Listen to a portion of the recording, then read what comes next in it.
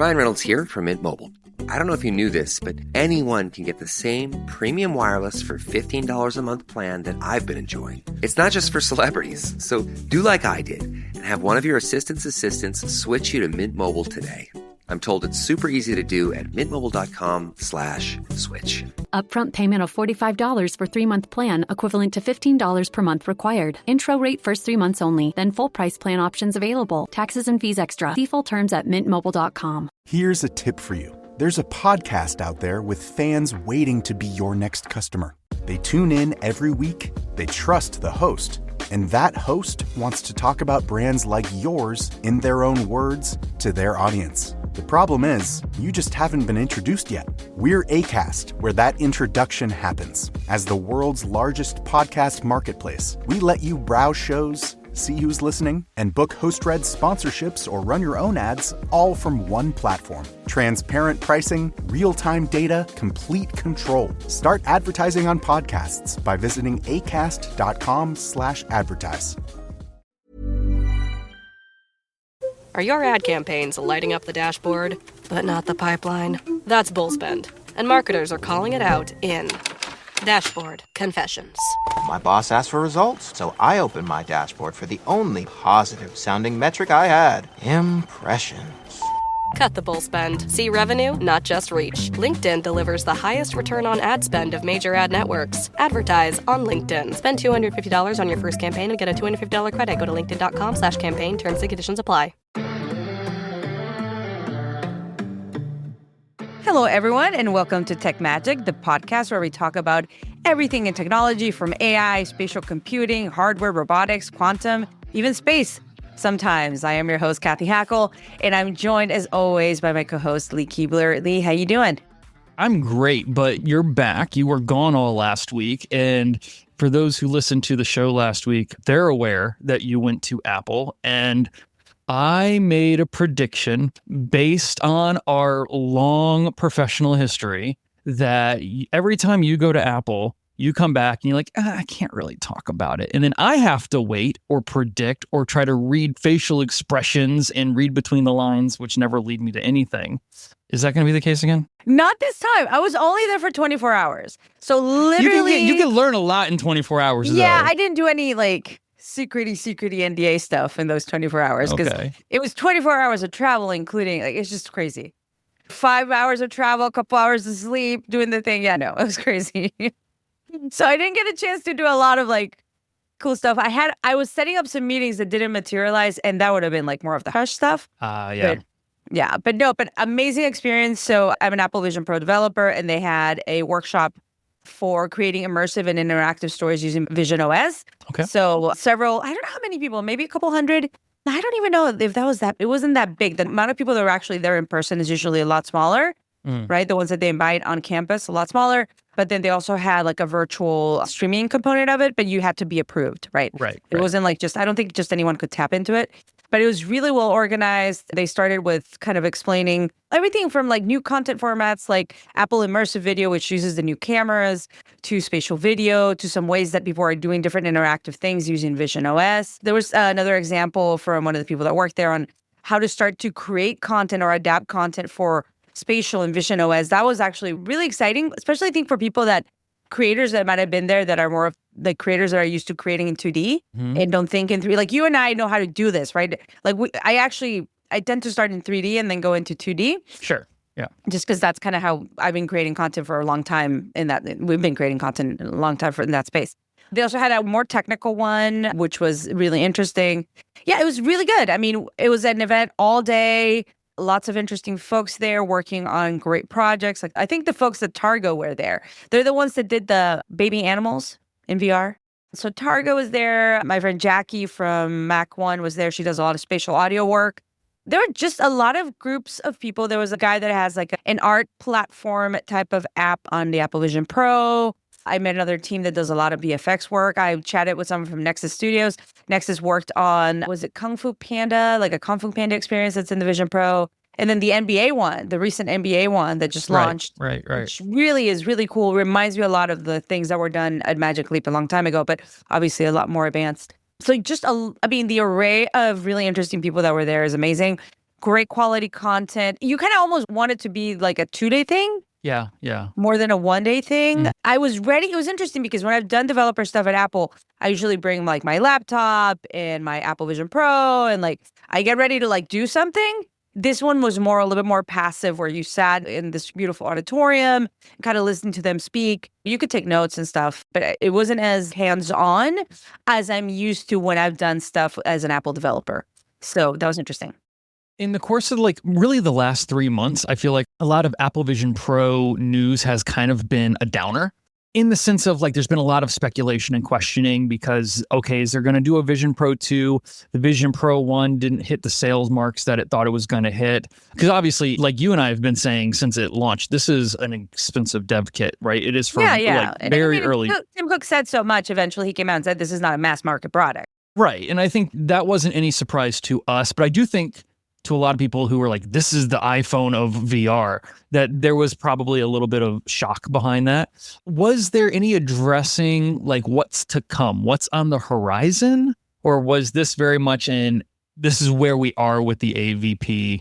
Here's some of like the push of the apps. I'm not surprised at all to hear about the NBA stuff. I think that really is a big deal, but I'm obviously going to ask the tougher question of like, what's the hints? I don't think there's a lot of future casting. That being said, I did leave a little early before the end, like a little bit. So they could have future casted at the end. I just didn't see it. So I'll be honest. Wait a second. You left an Apple event before the one more thing moment? Night. No, before the one more thing moment, you just dip out? That is such a Cathy move. That is such a Cathy. I always tell people this. Anyone listening to this podcast, if you see me, I'm like a Pokemon. You catch me if you can. If you see me at an event, talk to me because I'm probably out on the next. Okay, I see it. Okay. Literally, I caught a flight, flew overnight to come back to DC, go to a thing at my son's school. He was getting an award, and then flew down to Miami like 3 hours later. That's right. You went to Miami as well. You just have been hitting corners all over the place. This is crazy. I'm taking a little break now. Taking about a 2-week traveling break. So goodness. Well, I'm not surprised to hear about the NBA. A lot of people forget that back in like 2017, maybe 2018 era, Apple bought Next VR, which... That's right. Right. So like they purchased that. There were two entities. One entity got purchased by Intel. That happened to be the entity that I went to go work for. Yeah. The other entity was Next VR, and they went into Apple, and Apple purchased them, and it was kind of who's going to do to what now? So I'm glad to hear because Intel has backed away from their stance on that. And I think that's the right move. They need to really double down on their process. Yeah, absolutely. This is my perspective before you continue. Sorry to cut you off. Oh, no, go ahead. I feel my vibe, because there's a lot of doomsaying of like the Vision Pro is gone or whatever. And I have no insider information here. This is more me. These types of events, I think we're going to continue to see more of them. I saw a vast array of people from the XR community, but also creators that were more like the YouTube-y type of creators that are starting to tinker with this. So I don't think they're going to walk away from the future of content and where this is going. They know it's early, but they're planting their seeds. And also, I don't know, it was really interesting when they were talking about Apple immersive video. There's like a special camera they have to use for that. Like the fact that they brought it up and they talked about spatial audio, spatial video, like I don't think that they're giving up on that format. And if you think about it, I mean, Apple has the Vision Pro, but there's so many phones and every phone keeps getting better and every phone getting better, quote unquote. But they're going to do more spatial stuff. That's what I mean by that. And then you add an incorporated Apple Intelligence, as we said last time. I would argue that Apple really made a big change here with their iPhone getting better in the sense that their new SE phone is like $600. Yeah, that's bananas. That actually struck a note with me so strongly that I was like, oh, maybe I could go back to that. That could be an interesting phone. I don't know if I will, but it made me ask the question, which is a big deal because there was getting to a point where just on the principle of it, I felt like iPhones were getting too expensive. It was becoming an unobtainable product for a lot of people, and seeing it come in at $699 is a really big move in the right direction. And because it's an iPhone 16, it's still supporting all of the same apps. Mm-hmm. That's huge. Yeah. So with that and seeing them talking about the thing, going back to the NBA is a big deal because it means they had to secure licensing. And you do not go through the process of securing licensing with the NBA. And I'm speaking from authority here as someone who had to do very similar work. You have to work with the rights holders because there's broadcasters who are involved. You've got to actually get these cameras installed into a number of stadiums across the nation to make this happen. And it'll start with a handful. I'd be very curious to know which ones they're going to probably start with. I'm guessing probably West Coast, since they're on the West Coast. Maybe that's going to happen. I haven't seen anything go into the Portland Blazers yet, but my eyes are glued to it. We'll see. So all of that to say, you don't go through that level of deal making to give up on it. I don't care how much money a company has. That's a lot of work. It has Apple TV, right? And it has That's true. like out of all of them, like, yeah, Amazon has Amazon Prime and Prime Video, right? Apple has Apple TV. Like from a content distribution standpoint, there's a lot of stuff they're going to be able to do as the hardware progresses. So I don't think they're giving up on it. I think, and Tim has said that, this was not a mass market product, right? Right. But it's a way to start creating an ecosystem, especially for, and this one I love. I love the fact that it was creators and developers, combination of both. Yeah. Which is really smart. So yeah, that's kind of what I want to say about it. Great job to the folks at Apple, developer relations, always on top at Apple, very solid. I feel like they need more of an evangelist out there. I always talk about Guy Kawasaki. Like Guy was out there evangelizing for Apple back in the Mac days. Like I feel like we need someone like that, maybe me. I think that's true for all the tech companies, though. A lot of the tech companies don't have forward-facing people who can be out explaining where things are going. And I think by and large, that might be because a lot of these tech companies are kind of in this perpetual scramble that they've decided that's how they want to operate their quarter-to-quarter growth. I don't think that works, but... Well, and I think with something like mixed reality, spatial computing, like all these things, like, yeah, you need to have your solid DevRel team that works with developers, but you need to have people that work with the business people, with the enterprise clients, with the C-suites, with the creators. That's the other thing. Like creators right now are massive. I think that's why I loved the era of Meta when Carmack was involved, because you knew what Carmack was overseeing. So anytime he was publicly speaking, you knew while he was representing Meta, he was still representing specifically their VR and immersive ventures. He wasn't representing Instagram. He wasn't representing Facebook. He wasn't representing WhatsApp. You knew where he was speaking from. And we need more people like that in these larger companies that when they start talking, there's not a question of what corner are they talking about. And for Meta, like Boz has kind of tried to pick up that, but he does kind of have to as the CTO, he's representing all of these arms and branches. So I don't know, there's this specific point of authority that needs to, like you say, be out there and talking with people who are passionate about it. There were times when Carmack was at Meta and I had a Meta question, I could literally send a tweet. You could ask him a question, which is crazy. I sent him tweets in the past and he responded with real conversation because that's what he did. And I do think him exiting was a blow to that part of the community growth. Yeah. But that's something I think all these companies should be picking back up. Yeah, especially with newer technologies. And I'm not so much on the technical side, right? But for me, it's like I talk to so many executives and so many business professionals, and they're all trying to be like, okay, great, but what do we do? How do we incorporate this? What does this have to do with AI is the biggest question. It's like, well, why are you talking to me about this? I'm like, well, let me walk you through the S-curve how this is going to go. So we'll see. But yeah, that's kind of what I have to share on my time at Apple. That's great. There's some new news with Meta. Well, hold on. Before we go into Meta. Okay. Before we go into Meta, I do want to do two quick shout outs. One is my dear friend Liz Basilar. She used to be an executive at Estee Lauder. I think I shared the news with you. I actually worked with her very closely when she was at Estee Lauder, working on tons of amazing projects. She just updated her LinkedIn. She's going to get flooded with emails and vendors and all sorts of things. But she has been tapped by Under Armour to lead their AI and analytics department. So she's pretty much their head of AI. So I'm very excited. Congratulations, Liz. And Adweek had the exclusive. So that's really interesting. I mean, my gut reaction was, good Lord, what is Under Armour doing with AI? But then after I thought about it for about a millisecond, it does make sense because AI is used for like body form tracking and a lot of like athletics that people don't consider, especially with like skeletal tracking. So I could see it. That's cool.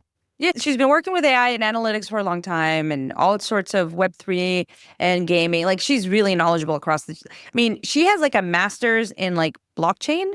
Like this woman can code. It's crazy. She's so amazing. I hope to have her on the podcast. So congratulations, Liz. Can't wait to see what you do. And then my friend Tiffany Rolfe at RGA. So many people might know RGA. RGA has been part of a holding company for a long time. They have actually they're now privately owned. They've broken away from that through private equity. And they're going to not launch off on their own because they've always been their own thing, but they're no longer part of that holding company. Now they're going to be their own company, privately owned. And I'm really excited to see what Tiffany does over there. So Tiffany, congratulations to the folks at RGA. So very excited about that. That's awesome. Yeah, Congratulations. to me, it's very positive. Like, Yeah, great. of I love course. that. Yeah. I love that. Love that. So, Meta. Yeah. Switching gears a little bit. What's your favorite AI app? Depends on what I'm using it for. I mean, I love Perplexity for research. Mm-hmm. I talk to ChatGPT all the time. I'm going to be honest. You talk to ChatGPT too much. I'm just going to... I talk to it too much. I maybe it knows too much about me. I'm starting to get concerned. You called me out on it the other day. You're like, no, Cathy, don't tell ChatGPT those things. I mean, both of those. I mean, I like Claude when I'm getting a little geekier. Yeah. There's DeepSeek if you just I don't feel use like... DeepSeek. No, just feel I'm like, sorry. I didn't. Reckless abandon. Yeah, I didn't. I just didn't. I'm sorry. There's Gemini if you're a Google user. Oh, you know what I was using the other day? Gosh, what's it called? It's an AI studio that Google has.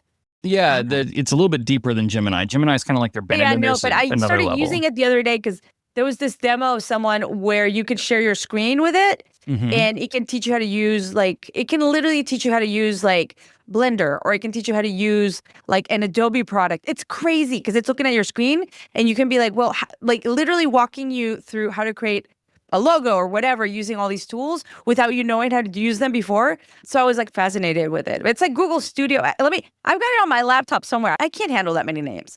Well, buckle up because there's another one coming down the pipeline. Here we go. Mark Zuckerberg's announcing their own Meta AI standalone app to compete with ChatGPT and Google Alphabet and everyone in between. So we're going to get another one. Would you use, I feel like Meta AI already has the AI, like it's in my WhatsApp, it's in my Instagram, like that's Meta the AI question, right? everywhere. Like, why are we doing okay, this is not a dig at Meta. This is a smack at the entire industry. This reminds me when everyone felt like they needed to make a web browser in 1994. Okay. You know what I mean? There was like a dozen different web browsers. You didn't know what they did. Oh my gosh, I'm surprised it took this long for them to announce that they're going to make a standalone app, but they did announce that they're going to make a standalone app. It totally makes sense that they will be. I know that their AI is one of the strongest. It'll probably stand out amongst all the rest. Again, this isn't me taking a swipe at Meta. Totally makes sense, but it is a little exhausting.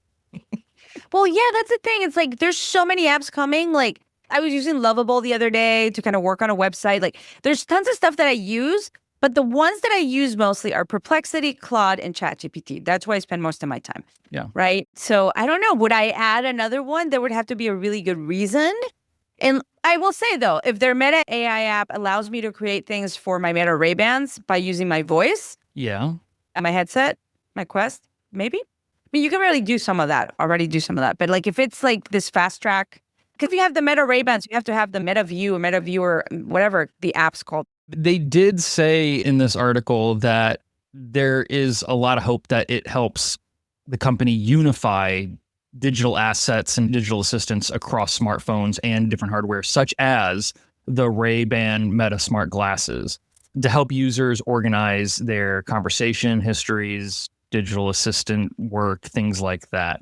So I definitely could see it being a boost to that. It totally makes sense. I just am kind of apped out of AI apps. The future is in apps, right? I mean, according to Apple, no. And I still go to bat for Apple. They did it the best. Apple Intelligence being just baked into the system and not a standalone app is the way to go. And that's why I think this one might actually win for Apple. They zigged while everyone else is zagging, and they have no intention of making an app. It's just AI is part of the operating system. Brilliant. As long as it doesn't resurrect Clippy from Microsoft, I'm happy. Gosh. You know what? Maybe I should go into Genmoji and Apple Intelligence because you can create your own little emojis now. Yeah. I'm using it all the time, like with my kids. Okay. Other Meta news. So while I am at Apple, Meta decides to announce their Aria version 2, our Aria Gen 2 glasses. Yes. Very impressive. I mean, they're advancing so much. I have to give it to them. Like, I'm impressed. There's still not a due date on this, so we have to take it with a bit of... No, they're more like, this is more for like enterprise, like people that want to work with them. Like if you're maybe a university and you're doing research, or maybe you're like a big manufacturing company and maybe they want to use them for some research. Like, it's not like everyone can get these.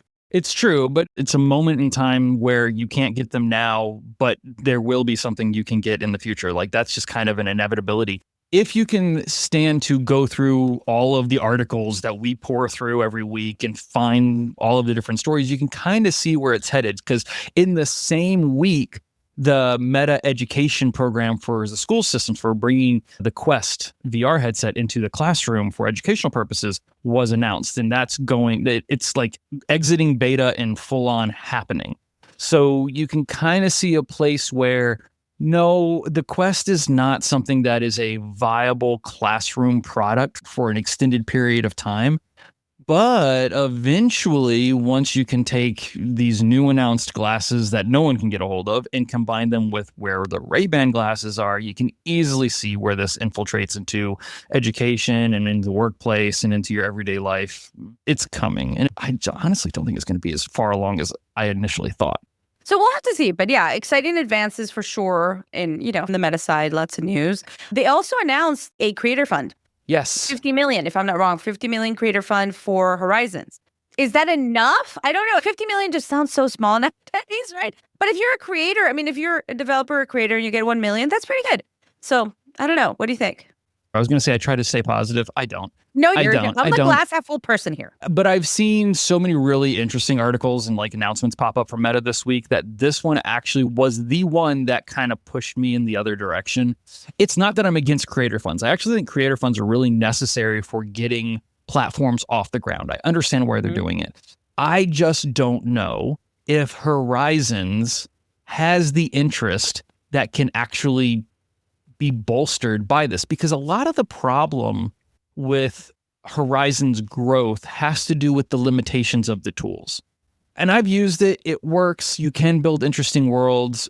But when you compare it to some of the other platforms that are out there, when you compare it to the interest that exists with Rec Room, the interest that exists with VR Chat, and all of these are also on the same platform, it just constantly feels like it's a few steps behind. So they really are going to have to do something with Horizons from a creation standpoint. And this is sans the bounty, right? Like, this is what they're doing, is they're bounty hunting for developers to kind of like move and port things over into that space. And that may work.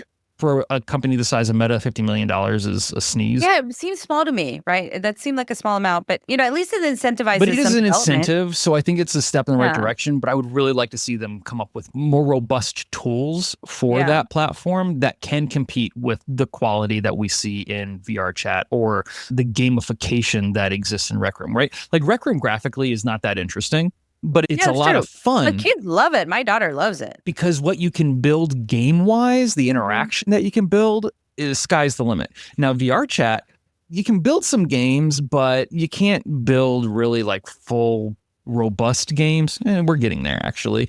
But graphically, VR Chat's really interesting. Like, they allow you to bring all types of content into it, and you can really, sky's the limit on what you want your avatar to be.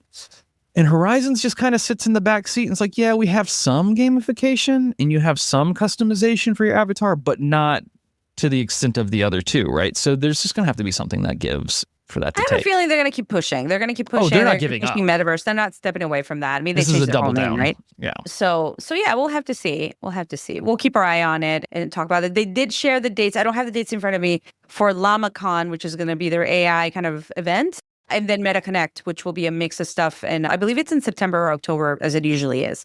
You know what? Hold on. I'm going to tell you something that happened at Apple. So I'm at Apple talking to Jackie, my friend Jackie from Mac One. And we're like, this is one of the first Vision OS developer things that is done like this, where you bring a whole big group of people. And she and I were talking about how we were getting Oculus Connect 1 vibes. Interesting. I didn't make it to 1. I started in 2 and I then remember kept going. 1. I didn't do 1. I remember Oculus Connect used to be the developers conference for people developing in VR and Oculus, right? Right. And then you and I went there many times. Yeah, the first one was very That's interesting because the first one was very small, and the people who were interested in it either went or they were glued to their computer monitor trying to like wait for updates. And a lot of it was basically talking about the transition from the Quest Oculus coming into the Facebook, because it wasn't called Meta at the time, Facebook company, and what that meant. There was a lot of conversation about the CV1. I think there was some hint. No, wasn't DK1? Well, DK1 was still the developer kit. So, so DK1 really still fell under Oculus before the acquisition. Right. Then the CV1 came out, which, in my opinion, and I know all my other VR nerds are going to agree with me on this, is still the most comfortable headset to date. No one has topped the comfort of that headset. We got to go back. That was such a comfortable headset. And it had one tracking camera, so you couldn't turn fully around, and you had to use an Xbox controller. It shipped with an Xbox controller. Gosh. It felt very pasted together. It was very paper mache-y at the time, but quickly, and this happens in their first Connect, they quickly start talking about their other partnerships and making sure motion control start hitting towards motion controllers and things like that. It is so much in those early days turned into what has become standard for the industry when it comes to like tracking motion control, because they never wanted like the beacons that Valve was putting. Oh my gosh. I remember when I used to set up the HTC Vive with the lighthouses and the towers. Oh, PTSD from that. Yeah. That was crazy. I had to log around this giant box. But anyway, I got those vibes. I have an Apple question. Did they say anything about their avatar creation? Because that was such a big part that I feel like, I'm not going to say it didn't pan out because you still use it. I mean, SharePlay, and they talked about personas.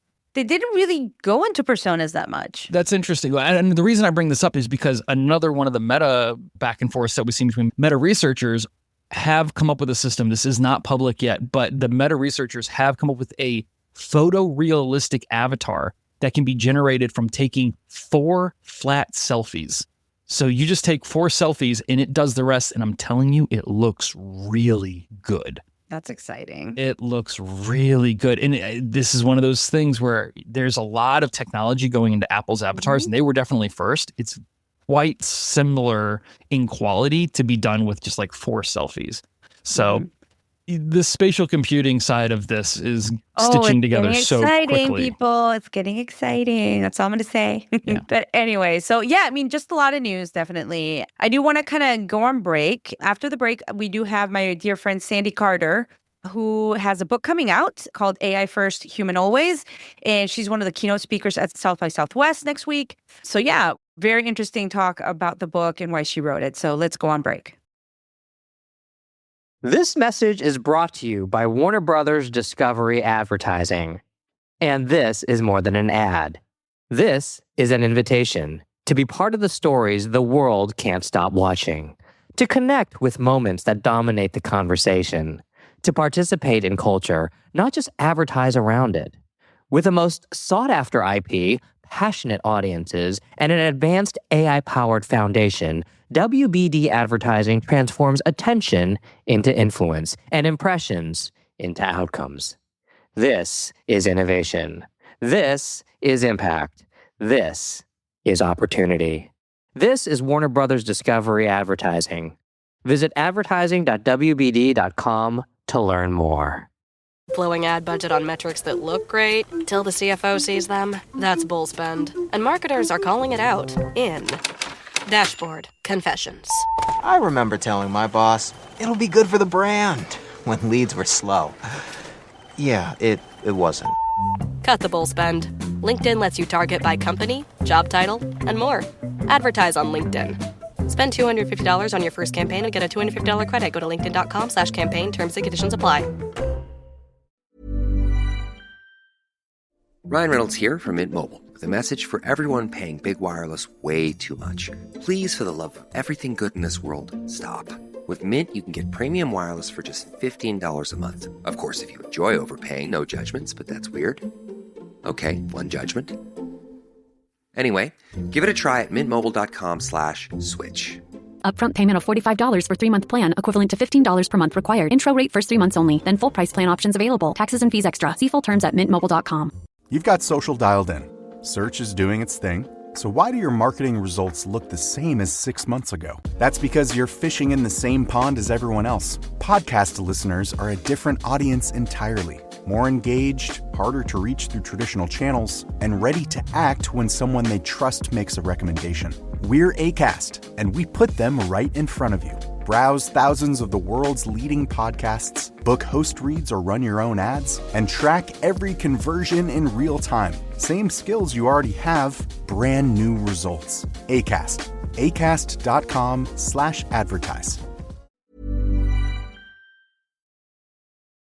Hello, everyone. Today on the podcast, I've got a dear friend of mine who just wrote an amazing book that I'm super excited about. I've got my friend Sandy Carter, who's the author of AI First, Human Always, from Wiley, that is out now. I just got my copy a few days ago. Sandy, welcome to the podcast. Thank you, Cathy, and thank you for having me. It's been so great. I mean, when you say dear friends, we've worked together for quite some time, and I just really love working with you and your insights on so many different things. So thank you for having me on.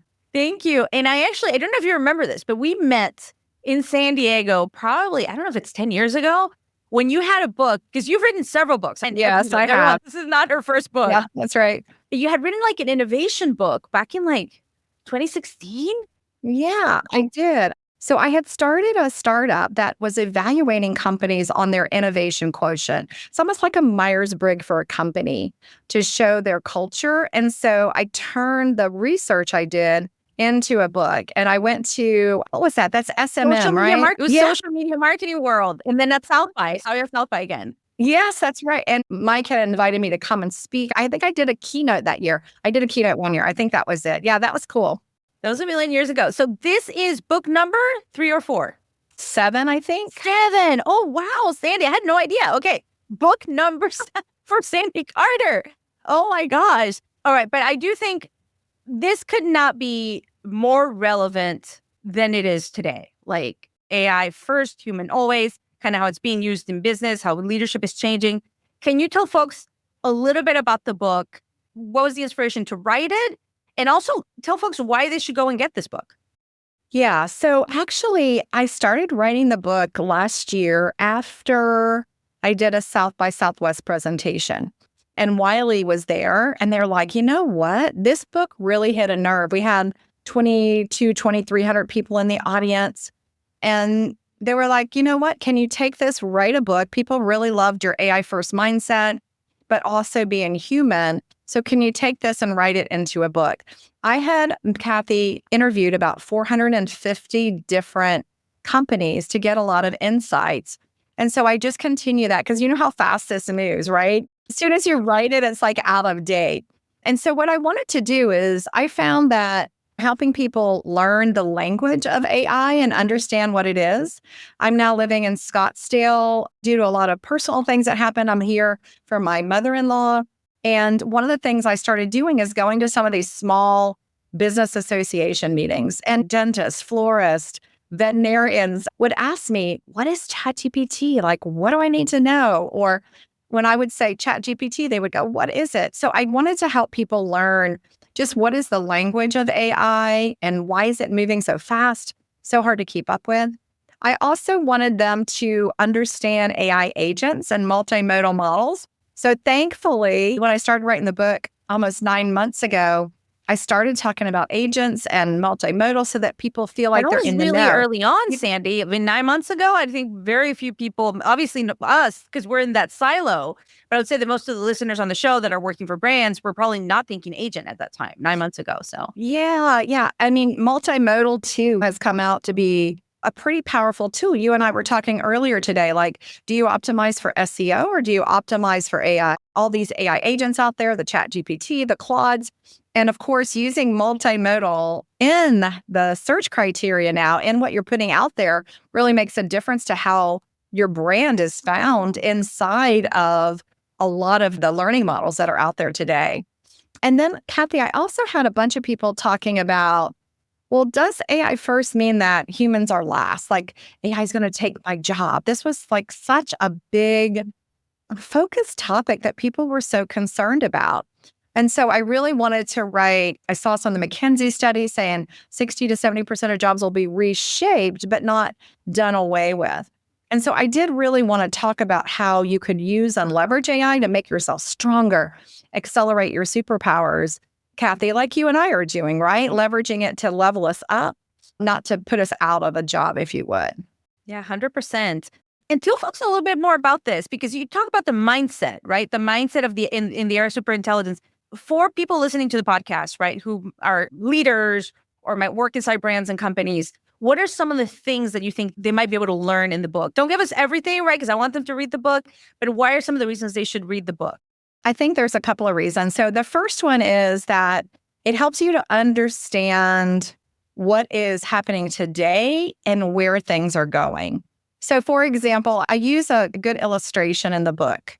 A humanoid comes to your house to deliver a pizza. Now, of course, that's not happening today. There are other things that are happening that are getting closer, but it's not happening today. But I talk through, okay, when that pizza gets delivered and the humanoid comes in, serves you the pizza, does your dishes, takes your payment in crypto, and then leaves, what are the implications for brands? Like, does Coke now market to the humanoid company? Does Procter & Gamble now market to someone different because the humanoid's doing your dishes? What about construction? Is your house set up to where a humanoid could get into the house? Is there enough space? Now, all those questions aren't like today, like I have to know this right now, but thinking about them helps you to shape where your brand is going in the future. And so I pose a lot of things. I guess I would call it more of like a disruptor's mindset, thinking about where they're going to happen so that you can plan what you're going to do ahead of time. And then one of the most important questions, I think, Cathy, is that, you know, the book has a lot of material in it, but there's so many things happening. I do a section on how to keep up. Like, what do you do? So for instance, even for my book, I created an AI agent. I'm going to give additional chapters out to people. Why am I doing that? Because I just think we have to stay on top of it. And so it gives advice about how you could stay on top of these things. How can you lead through the change? The latest McKinsey study that just came out yesterday on super agency talked about how workers are ahead of their leaders right now. And so this book really deals with, as a leader, how do you deal with the exponential changes? How do you deal with everything that's coming at you right now? How do you deal with a new workforce? And so I think that's a second reason to really grab the book, is to see what you do now to lead your teams. And Cathy, I think everybody's a leader, right? You don't have to be a manager or an executive to be a leader. All of us lead something within our businesses. And I think that's a very valuable point, because I think as the younger generations start to get more into the workforce, Gen Z entering more in the workforce, Gen Alpha becoming teenagers and eventually going into the workforce, they're virtual natives, they're AI natives. Like, this comes very natural to them. The way I see it, like, I don't know about you, but I feel like an augmented human. Like, I'm like doing so much more work. I'm being much more productive and doing things a lot faster than I used to when I didn't have so many AI tools, right? So I can only imagine the worker of tomorrow, who are going to be these super augmented humans using all these tools. How does a manager with an old mindset, like an older type of mindset, manage that, right? Yeah, that's right. And one of the things I challenged my team, I said, by this time next year, so by end of the year, I want each of you to have an AI agent working for you. And I think that's the new mindset. And I think everybody can think that way. I don't think it means that you have to completely change who you are. I think that the book will help you upgrade that mindset that you have today to think about more super intelligence and how you can add value. Another place is the trust equation, right? As a leader, what do you trust in AI today? It's a really difficult question. And so part of a leader's job will be to ensure that the vendors they select are using the right data, that leaders are looking at responsible vendors coming in, and that they're looking at supplementing the data that's there. So it was so funny. Just the other day, someone was saying, well, my agent is 85% accurate. And they were so happy and so proud. And I said, yeah, but 85%. So in supply chain, that means you lose $1 million a day In finance, that might mean you're wearing an orange so weird, jumpsuit. right? 85% and they're so excited. You're like, wait, what? So leaders can really help here in the charge of figuring out where to get that, not generic data, but that company-specific data and how to use and leverage that. Because today, your employees are out there using generic learning models. How do you get them with the new information that they need to look at? I think that's going to be very important. The other thing, Cathy, I tried to do is a lot of AI books out there are written for the enterprise. And I love the enterprise. You and I came from the enterprise.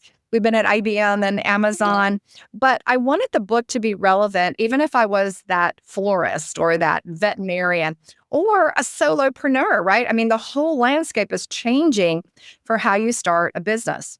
So, for example, I do talk about brand marketing a lot, how this is changing brand marketing and how you have to think differently about search engine optimization versus the learning models that are out there. I talk a lot about how you can create new experiences. That doesn't mean that you have to be a big enterprise paying a lot of money. For example, I was just at Disney, and I was always at Disney. I took a picture of a light. It's the light that they keep on for Walt Disney. And I put it in ChatGPT live, like standing on the street. And ChatGPT came back with the story behind the light.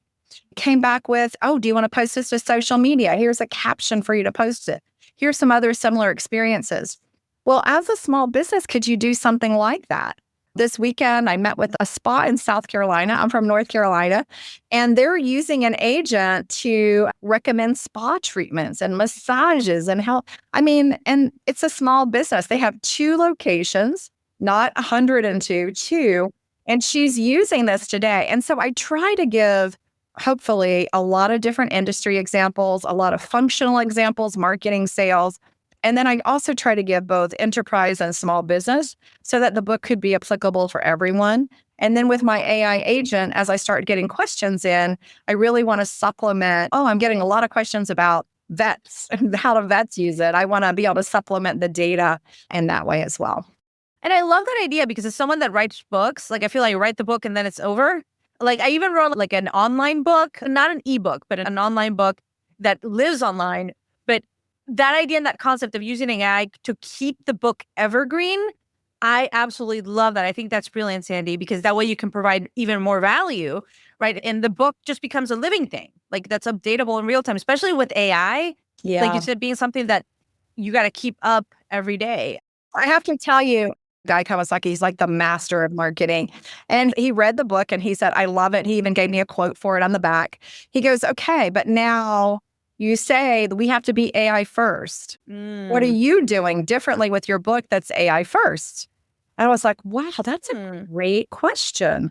And so I started thinking about it. I called him up and I said, I'm going to do an AI agent. And my AI agent will supplement the book. And he goes, I love it. That's what I want. I want that thinking. But, sometimes it takes someone like that coming into you going, here's another human way to augment yourself with AI, right? Because I wouldn't be able to field all the questions coming in using an AI agent. So I'm pretty excited. I'm anxious to see how people respond to it. And I also have my AI agent that will be tweeting on my behalf. So we're going to see how that goes too. I guess it's Xing. Is it Xing now? Xing on my behalf. Posting on X? I don't know. I'm tweeting. I'll say posting on X, right? Yeah. But that's great. And you're going to be doing one of the keynotes or one of the featured keynotes at South by. This is what, your 3rd or 4th year doing this? 7th. Wow. See, I'm off with 7 years doing a keynote. 7. Yeah. I am so excited, and I am so appreciative to Hugh and the entire South by Southwest team for giving me this featured keynote. So my featured keynote this year is on Wednesday. It's later than normal, so I'm anxious to see the response to that.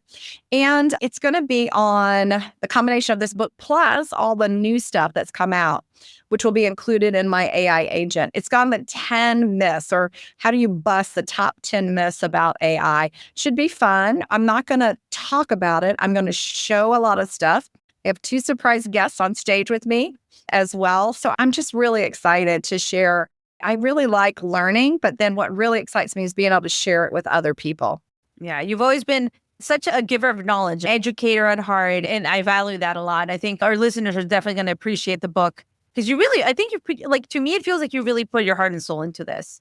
I did. I hate to say it, but I do think this is my best book because I'm really passionate about AI.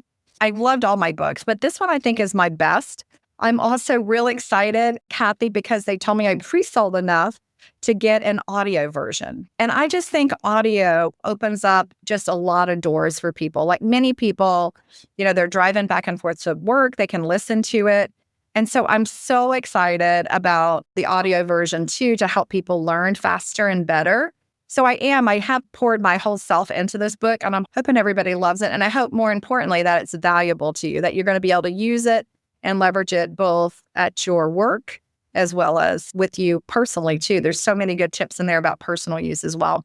Amazing. So if folks want to buy the book, first of all, where can they go to buy the book and find more about the book? And then where can they find you? Because you publish amazing content also in Forbes and other places. So where can they find the book and where can they find you? So if you go to AI first with a 1, so AI1stbook.com, you can find the book there, or just go search it on Amazon. That's a great way to find it too. And Cathy is right. I try to do a lot of writing on emerging tech on Forbes. I'm a Forbes contributor.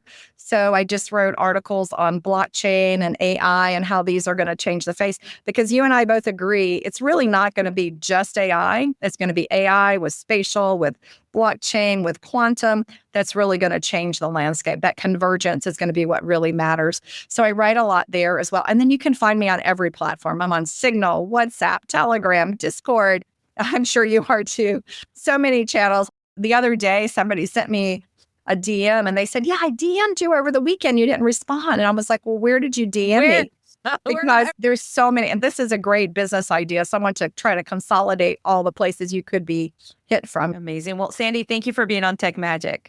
Thank you for having me, Cathy. So we're back from the interview. Lee, so really interesting book. Sandy is well known in the space. Yeah, hopefully I'll be able to get you a copy. I think you'd enjoy reading it as well. Oh, yes. Please send me. I would love to read it. It sounds great. Yeah, so we'll do that. Are there any other news, Lee, that you want to talk about? I know that there was the one about GTA. There's two, actually. I'm going to save the gaming one to the end. Okay. The one that really stood out for me is from a company that just seems to have gone dormant and quiet in the VR space for years. But all of a sudden, there's rumors that Valve, of all companies, has a standalone XR headset that's being codenamed the Deckard.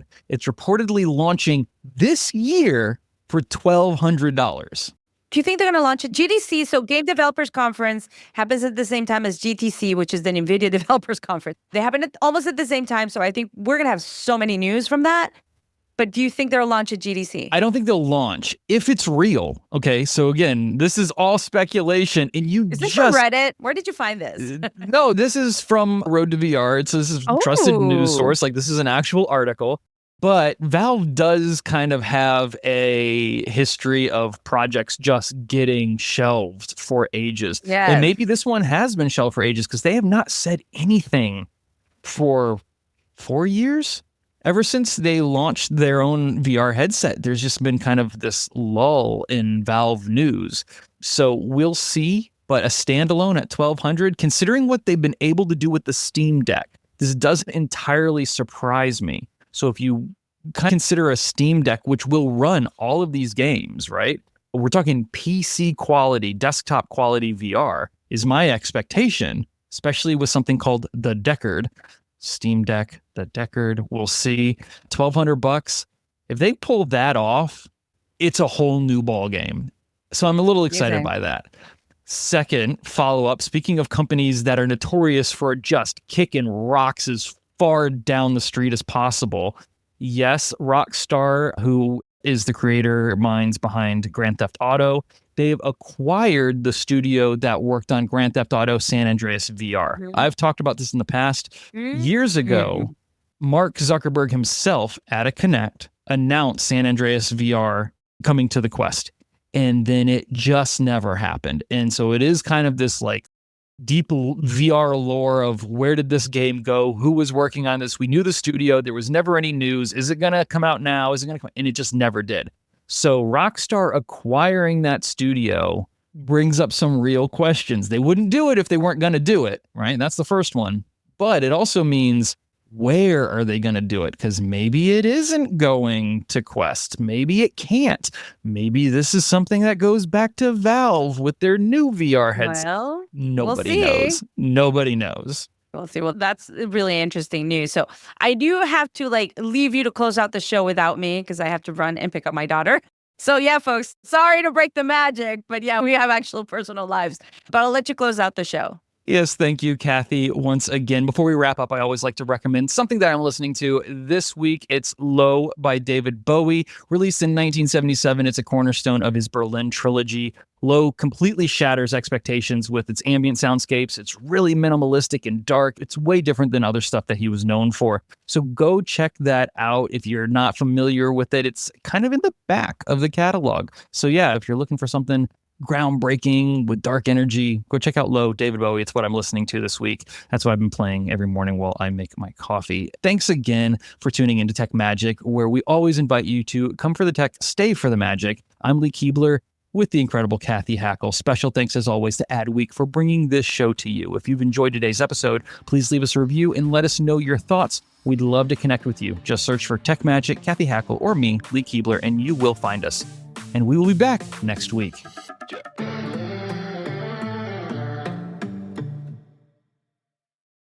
Blowing ad budget on metrics that look great till the CFO sees them? That's bull spend. And marketers are calling it out in Dashboard Confessions. I remember telling my boss, it'll be good for the brand, when leads were slow. Yeah, it wasn't. Cut the bull spend. LinkedIn lets you target by company, job title, and more. Advertise on LinkedIn.